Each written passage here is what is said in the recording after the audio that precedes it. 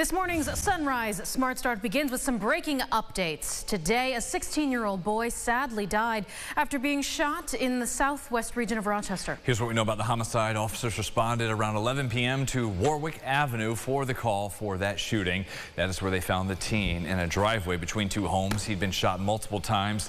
The victim died at the hospital. Detectives say the teen did not live in this neighborhood in Rock, and they're now trying to figure out exactly what led up to the shooting and why the boy was there last night. We'll bring you more breaking updates on that murder investigation as we learn more throughout the day over at rochesterfirst.com in midday at noon. We have developing information here about this truly shocking case of a search for a missing boy from Brooklyn. It's led investigators all the way to High Acres Landfill and Recycling Center in Perrinton.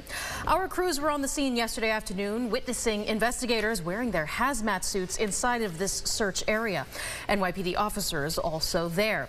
Sources tell CBS News that trash from parts of Brooklyn had been dumped in our local landfill, and NYPD also searching reportedly the dumpsters near this missing boy's home in Brooklyn.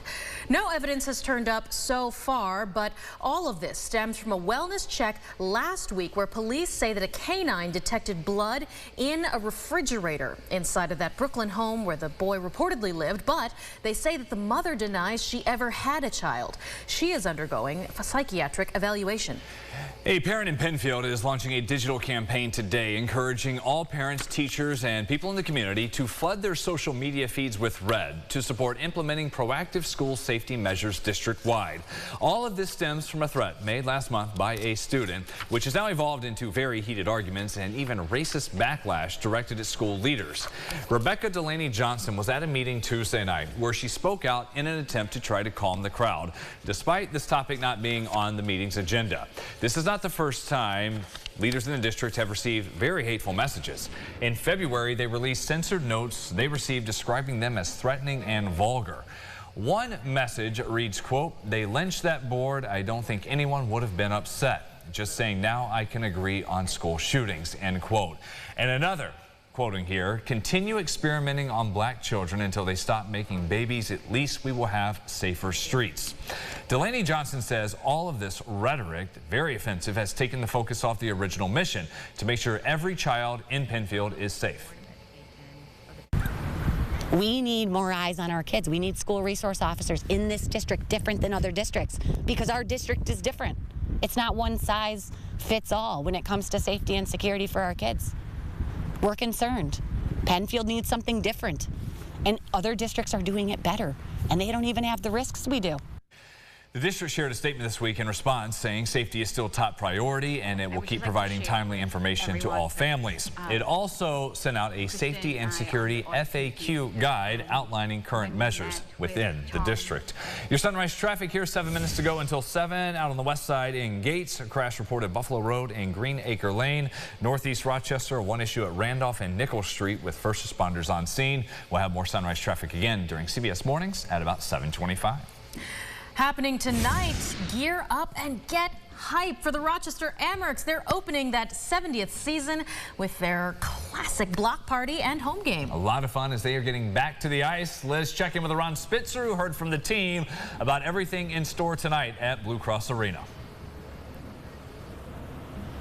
Yeah, guys, downtown Rochester is going to be absolutely packed this afternoon as the Amerks celebrate that milestone, that huge milestone season. And it all kicks off at 4 p.m. with the Rock the Block party. There'll be face painting, their music, food, all that good stuff. Now, the first 2,500 people who show up will get a commemorative 70th anniversary Amerks magnet set. For the 70th anniversary season, the team will pay tribute to the past, wearing the first of 6 specialty throwback jerseys specific to each decade in team history. Tonight, it's a nod to the early days of the franchise with sweaters inspired by the 1950s. The jersey will later be auctioned off to support the American Diabetes Association. Andrew Moss Brooks with the Amerks says Rochesterians are always supportive of their team, and this year they'll see success.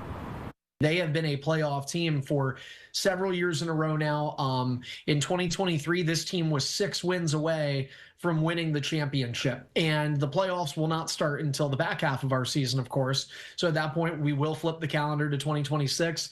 That year marks the 30-year anniversary of the last time that the Rochester Americans hoisted that Calder Cup back in 1996 in this very same building. And so what better way to commemorate that anniversary, to commemorate and honor the 70 years of Amerks history by bringing a championship back to the Flower City. And the expectation for this team, as stated by their general manager, is to win the Calder Cup. Now tonight they play the Toronto Marlies. Now keep in mind, in order to accommodate these celebrations, Broad Street will be closed to traffic from Exchange Boulevard and South Ave. For now reporting, Ron Spitzer, News 8.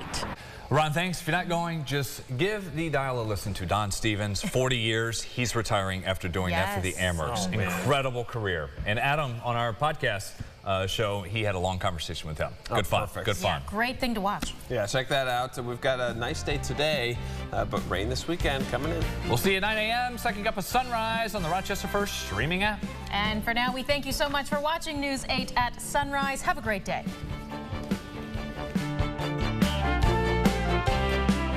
Follow News 8 wherever you are on RochesterFirst.com, Facebook, X, and on our app for news and weather.